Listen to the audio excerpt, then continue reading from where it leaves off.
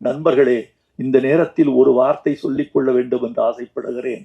ஒரு பாடலில் இசை பெரிதா மொழி பெரிதா என்பது ஒரு பெரிய சிக்கலாக பேசப்பட்டு கொண்டிருக்கிறது. இதில் என்ன சந்தேகம் உங்களுக்கு? இசை எவ்வளவு பெரிதோ மொழி அவ்வளவு பெரிது, மொழி எவ்வளவு பெரிதோ இசை அவ்வளவு பெரிது. ரெண்டும் கூடினால்தான் அதற்கு பாட்டு என்று பெயர். இரண்டும் கூடினால் அதற்கு பாட்டு. ஆனால் சில நேரங்களில் இசையை விட மொழி உயர்ந்ததாகவும், சில நேரங்களில் மொழியை விட இசை உயர்ந்ததாகவும் திகழுகிற சந்தர்ப்பங்கள் உண்டு.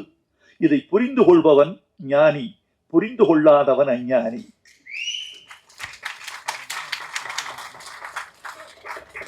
பாட்டுக்கு பெயர் வைப்பது யார்?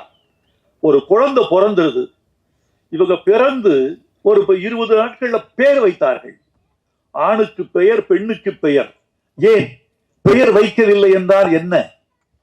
பெயர் வைத்தவுடன் தான் அவர்கள் வாழ்வு அவர்களை சார்கிறது, அவர்களின் உரிமை அவர்களை சார்கிறது, சம்பவங்கள் அவர்களை சார்கின்றன, அவர்கள் உணவு அவர்களை சார்கிறது.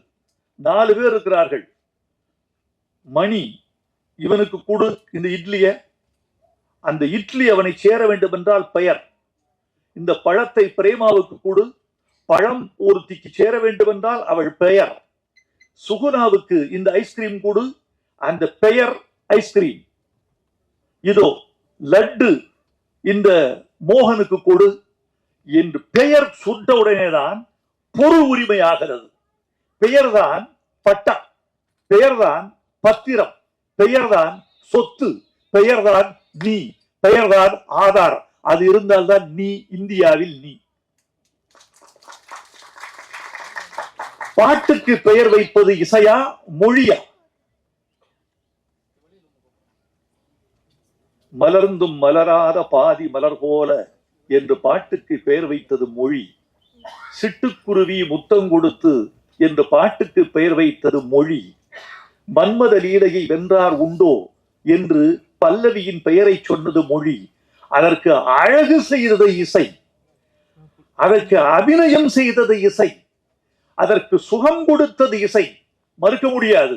ஆனால் அந்த பாட்டுக்கு பெயர் சூட்டியது மொழி, அந்த பாட்டை அழைக்க வைத்தது மொழி.